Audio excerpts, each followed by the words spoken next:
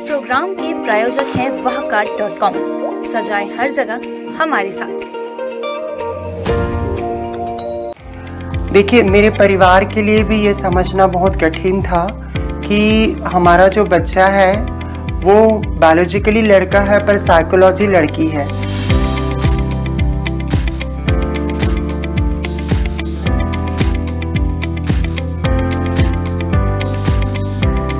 नमस्कार, Indian news के खास मुलाकात खास शख्सियत प्रोग्राम में आप सभी दर्शकों का स्वागत है। आज हमारे साथ मौजूद है ट्रांसजेंडर विद्या जी, और ये किसी परिचय की मोहताज नहीं। आज इनसे चर्चा करेंगे। सबसे पहले इंडियन न्यूज में आपका स्वागत है। जी जी, बहुत बहुत धन्यवाद सर। विद्या जी, आपसे मेरा पहला सवाल ये है कि आप विकास से विद्या बने, किन किन कठिनाइयों का सामना करना पड़ा आपको और क्या तकलीफ झेलनी पड़ी और यहाँ तक पहुँचने में? ये जो सवाल है ये मेरा पूरा जीवन है, और मैं इस दुनिया में जब आई, मेरा जन्म जो है वो एक लड़की के शरीर में हुआ, और लेकिन जैसे मैं बड़ी हुई या मुझे कुछ समझ आया तो मुझे यह एहसास हुआ कि मैं एक लड़की हूँ।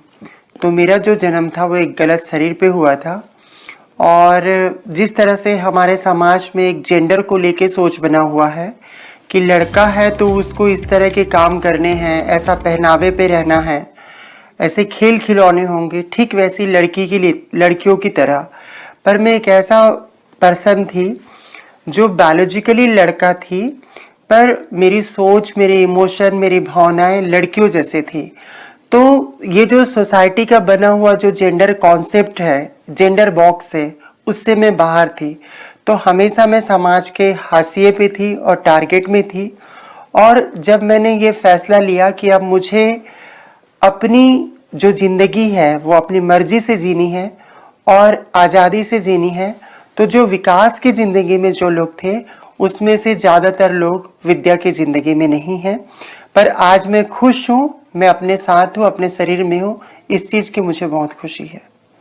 आपको आपके परिवार का कैसा सहयोग मिला, या एजुकेशन से लेकर अब तक कैसा सहयोग मिलता है? देखिए, मेरे परिवार के लिए भी ये समझना बहुत कठिन था कि हमारा जो बच्चा है वो बायोलॉजिकली लड़का है पर साइकोलॉजी लड़की है। तो ये एक प्रॉब्लम है, इसको समझ पाना ही परिवार के लिए बहुत कठिन है, क्योंकि इस विषय पे ना ही पढ़ाया जाता है, ना ही बताया जाता है, ना ही इस चीज़ को लेके ऐसे डॉक्टर हैं, खासकर छोटे शहरों में या गाँव में, जहाँ पे इस चीज़ को लेके पेरेंट्स और बच्चे की काउंसलिंग की जा सके। तो मेरे परिवार के लिए भी मुझे स्वीकारना बहुत कठिन था। लेकिन ओवरऑल वो चाहते तो, प्यार तो मुझे बहुत करते थे, पर वो ऐसा बनाना चाहते थे ताकि एक लड़के की तरह पालना चाहते थे, जबकि मैं एक लड़की बनना चाहती थी। और मेरा बचपन खुद को पहचानने में बीत गया, और इसी सब के बीच में सेक्सुअल एब्यूज़ भी हुआ, ओरल एब्यूज़ भी हुआ, बुलिंग, हरासमेंट, तमाम चीज़ें। लेकिन फिर भी प्रत्यक्ष अप्रत्यक्ष रूप से मेरे परिवार का मेरे साथ सपोर्ट था, और ये सपोर्ट मेरी मदर के तरफ से सबसे ज़्यादा था, क्योंकि मेरे पिताजी बचपन जब मैं छोटी थी तभी गुजर गए थे। तो मेरी सिंगल मदर रही हैं, वो हमेशा सपोर्ट करती रही है। और आज की स्थिति में भी कई घर वाले, मतलब परिवार के कुछ लोग हैं जो मुझे बुलाते हैं और कुछ लोग हैं जो नहीं बुलाते हैं। मेरे काम के सामने मेरा जेंडर उनको दिखाई देता है तो वो लोग नहीं बुलाते हैं, और जिन लोगों को मेरे जेंडर से ऊपर मेरा काम लगता है वो लोग मुझे स्वीकार करते हैं।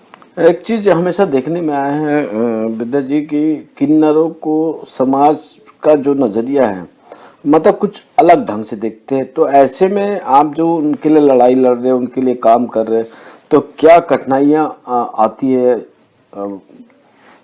जी। अभी ऐसा है कि कल ही मैं अपनी दीदी के यहाँ गई हुई थी। तो मेरी दीदी मुझे बोलती है कि कुछ लोग आए थे तेरे जैसे मांगने के लिए, तो मैं उनको बैठाई, खाना खिलाए, पैसा दी। मतलब आज भी सोसाइटी में ये सोच है कि अगर कोई व्यक्ति इस जेंडर का है तो उसका पेशा या तो नाचना गाना या मांगना खाना या सेक्स वर्क ही होगा। जी। पर अब समय बहुत बदल चुका है और आज हर सेक्टर में ट्रांसजेंडर आ गए हैं। हमारे छत्तीसगढ़ में ही 23 ट्रांसजेंडर पुलिस हैं, बालको में है, वेदांता में है, G4S सिक्योरिटी गार्ड में है, शुभम मार्ट में है, बहुत सारी कंपनी, इंडस्ट्री, डिपार्टमेंट में है।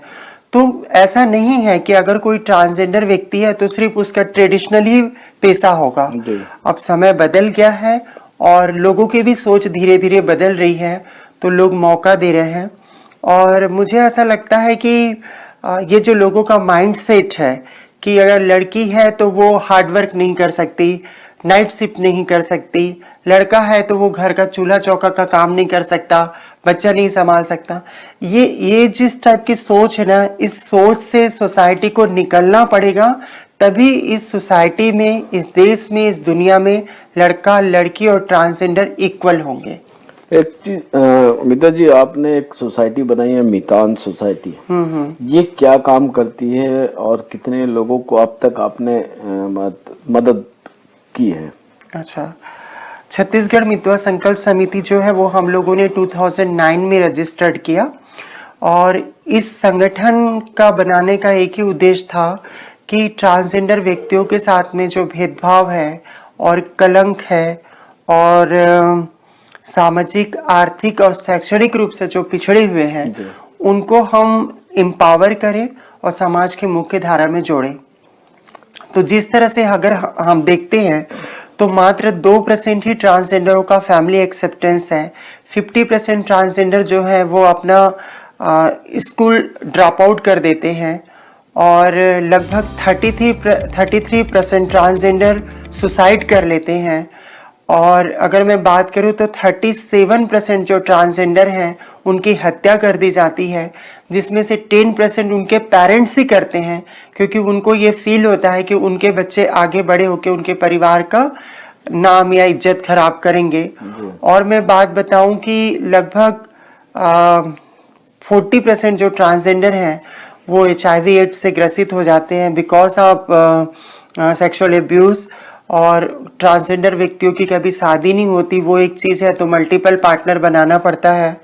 तो ये सिचुएशन है कि जब कोई विकास से विद्या के रूप में आता है, ऐसे तमाम लोग होंगे, या कोई विद्या विकास के रूप में आता है तो उनकी कभी घर वापसी नहीं होती। तो इन सब चुनौतियों को देखते हुए हम राज्य सरकार से लगातार पैरवी करते रहे और ये पैरवी करने के लिए हम लोगों ने संगठन तैयार किया।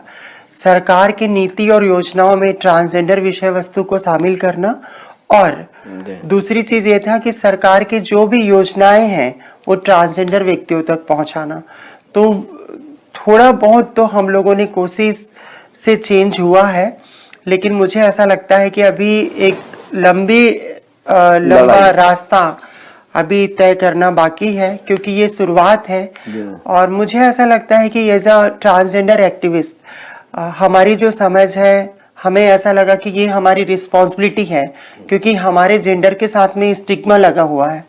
तो मुझे ऐसा लगता है ट्रांसजेंडर पर्सन तो एक दंपति नहीं बन सकते, लेकिन आम दंपति जिनके यहाँ शायद लड़का लड़की के अलावा कुछ और हो, तो ये हर पेरेंट्स की रिस्पॉन्सिबिलिटी है कि हम तीनों ही प्रकार के जेंडर के लोगों के लिए एक स्पेस क्रिएट करें, एक सक्षम वातावरण हम तैयार करें, ताकि हमारे यहाँ कोई भी बच्चा हो, उसको परिवार और सोसाइटी में किसी भी प्रकार की परेशानी ना हो। आपके मितवा सोसाइटी से अभी 12-13 जो आपके समाज के लोग हैं, है ना, वो पुलिस में भर्ती हुए, तो क्या कैसे आपने उनको प्रोत्साहित किया, कैसे आगे बढ़ाया और पुलिस डिपार्टमेंट में उनकी ज्वाइनिंग हुई अभी फिलहाल? मेरा बचपन से ही सपना था कि मैं पुलिस बनूं, लेकिन ये सब समय निकल गया तो मेरी उम्र चली गई। लेकिन मुझे पता है कि मेरे समाज के और भी लोग हैं जो लोग जॉब करना चाहते हैं और जॉब नहीं मिलता, इसलिए ट्रेनों पे भीख मांगते हैं, नाचते गाते हैं, प्रोस्टिट्यूशन का काम करते हैं। जब पुलिस के साथ में हम लोगों ने पैरवी करना शुरू किया 2014 से, और 2017 के वैकेंसी में थर्ड जेंडर का कॉलम आया, तो छत्तीसगढ़ के अलग अलग शहरों में और छोटे कस्बों में, गांवों में हम लोग ट्रांसजेंडर व्यक्तियों को मोटिवेट किए कि वो अपना फॉर्म डेवलप करें, एप्लीकेशन फुलफिल करें और उनका रिटर्न और फिजिकली एग्ज़ाम का तैयारी हम लोगों ने किया। इस तैयारी में प्रशासन एकेडमी, पुलिस एकेडमी, पीटीएस और इसके साथ साथ जो है समाज कल्याण विभाग और पुलिस विभाग, इस सब ने हमें सहयोग किया और इसका नतीजा ये है कि आज छत्तीसगढ़ में एक लार्ज नंबर पे ट्रांसजेंडर जो हैं वो पुलिस के रूप में अपनी सेवा दे रहे हैं। जी, वक्त हो चला है छोटे से ब्रेक का। ब्रेक के बाद हम चर्चा जारी रखेंगे। आप बने रहे इंडियन न्यूज के साथ। इस प्रोग्राम के प्रायोजक हैं wahcart.com। सजाए हर जगह हमारे साथ। देखिए, मेरे परिवार के लिए भी ये समझना बहुत कठिन था कि हमारा जो बच्चा है वो बायोलॉजिकली लड़का है पर साइकोलॉजी लड़की है।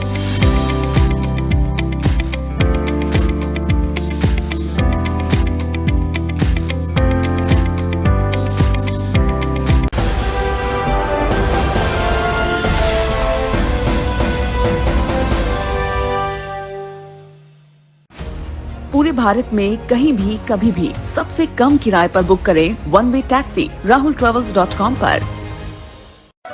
Looking for a reliable online shopping site? Welcome to Walkart.com. We offer the best quality products at the lowest price with easy and fast delivery options. Search, discover, and choose from a wide selection of lifestyle essentials such as home decoration, garden decoration, hotel decoration, fountains, donation boxes, school products, kids corner, sports, tent decoration, wide range of cricket bowling machines, and many more. We combine innovation and tradition to give you the best in the market. Interior designers may contact to be our privileged customer on 74005. 74005.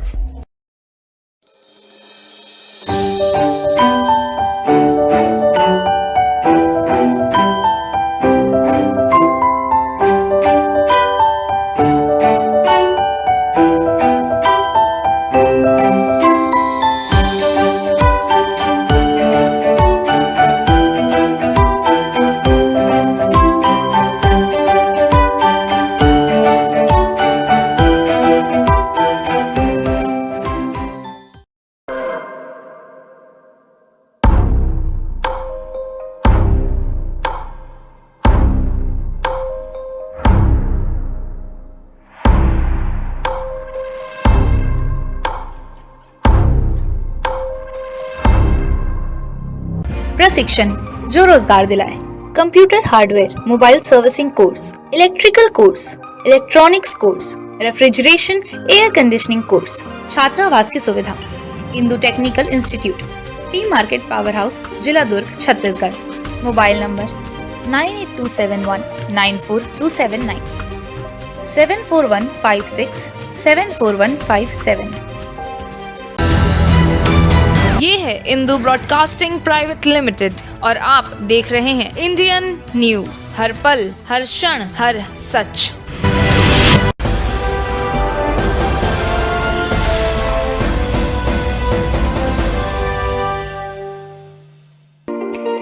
इस programme के प्रायोजक हैं wahcart.com। सजाए हर जगह हमारे साथ। देखिए, मेरे परिवार के लिए भी ये समझना बहुत कठिन था कि हमारा जो बच्चा है वो बायोलॉजिकली लड़का है पर साइकोलॉजी लड़की है।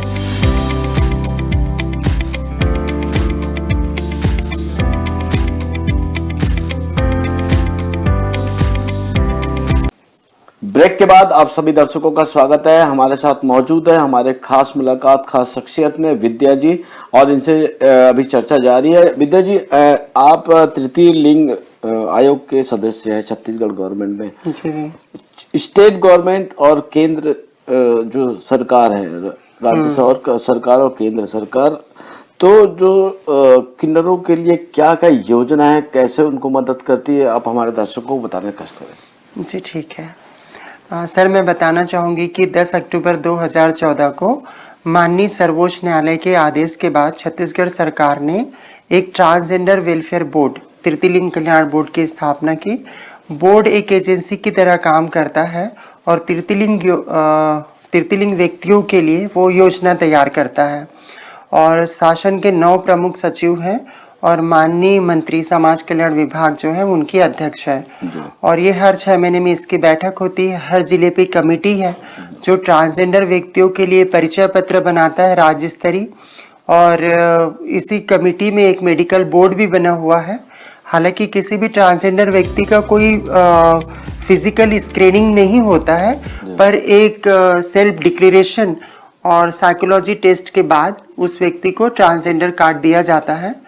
और इसके अलावा मैं बताना चाहूँगी कि महिला एवं बाल विकास का एक सक्षम योजना है जिसके तहत हर ट्रांसजेंडर व्यक्ति को जो स्वयं का व्यवसाय करना चाहे उसको 1 लाख रुपए का मदद मिल रहा है।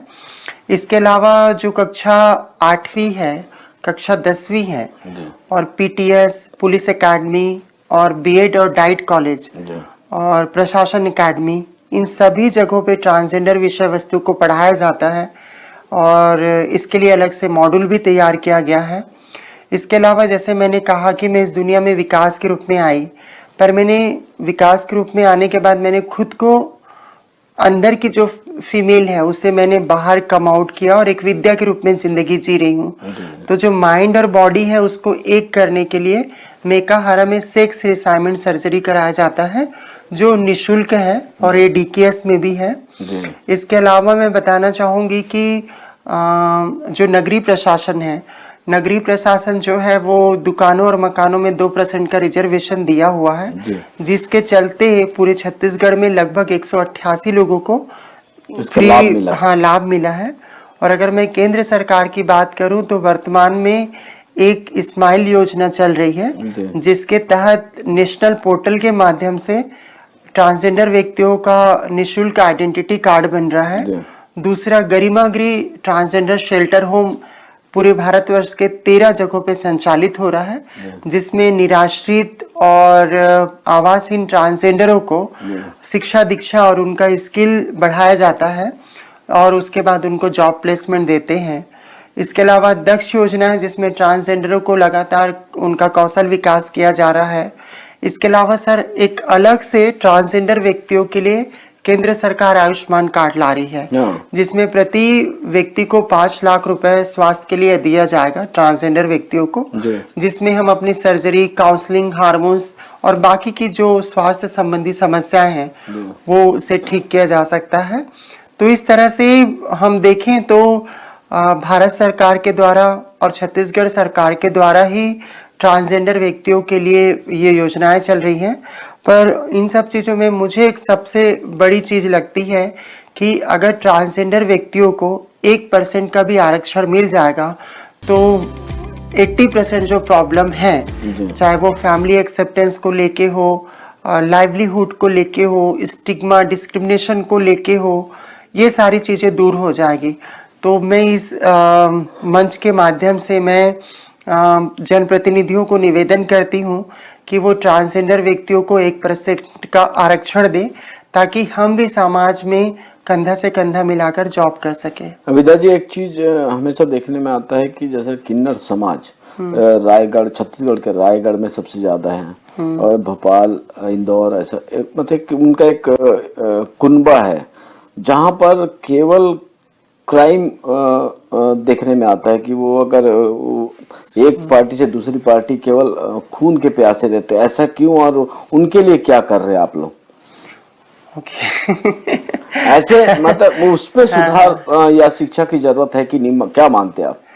देखिए, अगर कोई ट्रांसजेंडर व्यक्ति सड़क पे भीख मांग रहा है जी, उसका पीछे का रीजन सोसाइटी और फैमिली है जी। एक बच्चे को अगर घर में स्पेस मिलेगा तो बाहर भीख मांगने नहीं जाएगा। तो पहली जो शिक्षा है वो परिवार और समाज को मिलनी चाहिए, क्योंकि कोई व्यक्ति, ये तो नेचर है ना, वो किसी के साथ भी हो सकता है। अब दूसरी बात पे आते हैं कि इसमें भी बहुत सारे टाइपोलॉजी हैं। जैसे पहला टाइपोलॉजी है फेमिनाइन मेल या मस्कुलाइन वुमेन, मतलब वो व्यक्ति जो लड़का होके लड़की जैसे और लड़की होके लड़का जैसे है। उसके बाद ट्रांजिशन में गए तो मैं जैसे ट्रांस महिला, वैसे ट्रांस पुरुष भी होंगे। अब मेरे पास में कोई लाइवलीहुड का साधन नहीं है तो मैं हिजड़ा कम्युनिटी में चली जाऊंगी या किन्नर जो पेशा करते हैं उसमें चली जाऊंगी, लोगों को दुआ देना, बधाई देना और उनसे अपना जो भी मिलता है, चाहे दान हो, दक्षिणा हो, उससे अपना जिंदगी चलाना। कई बार ये भी होता है कि कई ऐसे लोग आ जाते हैं, जैसे हर समाज की मैं बात करूं, हर वर्ग की मैं बात करूं, तो कुछ ना कुछ विसंगतियां तो आ ही जाती है। तो मुझे ऐसा लगता है कि एक वर्चस्व की जो लड़ाई होती है, वो वर्चस्व की लड़ाई में कई बार कई चीजें बाहर निकल के आती हैं। तो हम लगातार उनके संपर्क में भी हैं और हम तो सामाजिक कार्यकर्ता हैं या ट्रांसजेंडर एक्टिविस्ट हैं, तो हम सबके लाइवलीहुड और गवर्नमेंट के जो भी स्कीम है उनको कम्युनिटी तक पहुंचाने के लिए काम करते हैं। अगर इन सब के बीच में हमें इस टाइप का भी कोई सीन दिख रहा है तो हम कोशिश करते हैं कि वो ये जो विवाद है वो आपसी में निपट जाए।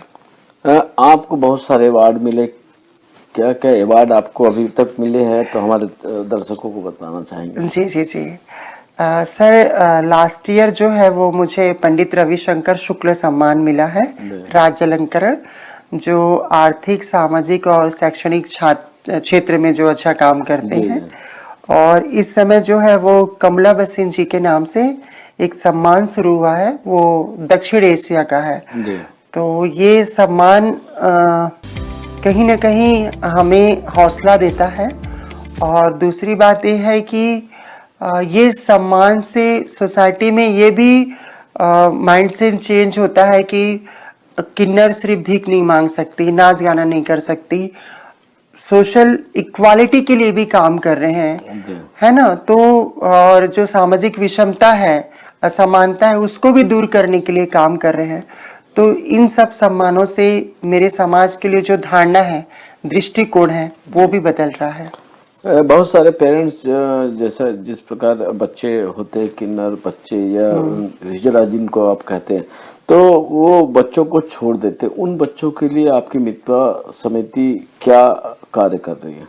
देखिए, आप जैसे बता रहे हैं ना कि ऐसे बच्चे जो लैंगिक रूप से विकलांग होते हैं, उन व्यक्तियों को इंटरसेक्स कहते हैं। जैसे आज मैं एक एग्जांपल आपको बताना चाहूंगी कि जैसे हिरोशिमा है, नागासाकी है, जब परमाणु गिराया गया था, परमाणु बम, तो वहां पे ऐसे बहुत से बच्चों का जन्म होता है जो कहीं ना कहीं से दिव्यांग होते हैं।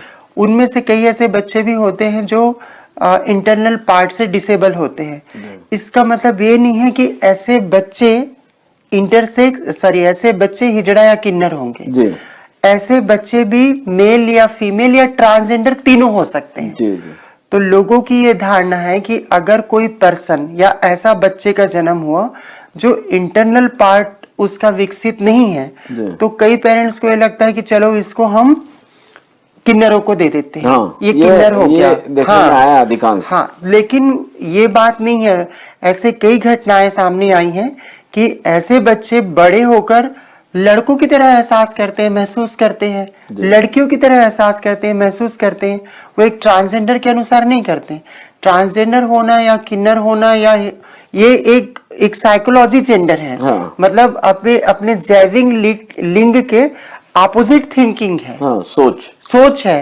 तो उस बच्चे के अंदर कोई भी सोच हो सकता है। तो एकदम सामान्य है कि उस बच्चे का हम अच्छे से पालन पोषण करें। और अगर हम किसी भी व्यक्ति का अच्छे से पालन पोषण, शिक्षा, दीक्षा करें तो वो किसी भी सेक्टर में नाम कमा सकते हैं। तो क्या काउंसलिंग के माध्यम से अगर वैसे बच्चे हैं जिनकी सोच बदली है या प्रकृति के रूप से वो है, सोच उनके आई है, तो क्या काउंसलिंग से उसको ठीक किया जा सकता है? नहीं सर, ये तो नेचर है। और किसी के जेंडर से क्या प्रॉब्लम है?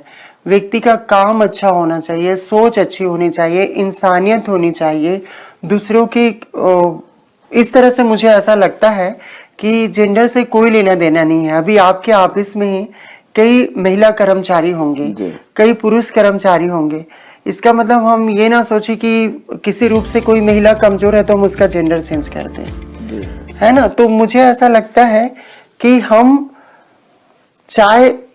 हमें जो चाय पिला रहा है उसके चाय की क्वालिटी को देखें, ना कि कौन सा हाथ हमें आके चाय पिला रहा है वो देखें कि वो लड़का का है या लड़की का है या ट्रांसजेंडर का है। जी जी जी।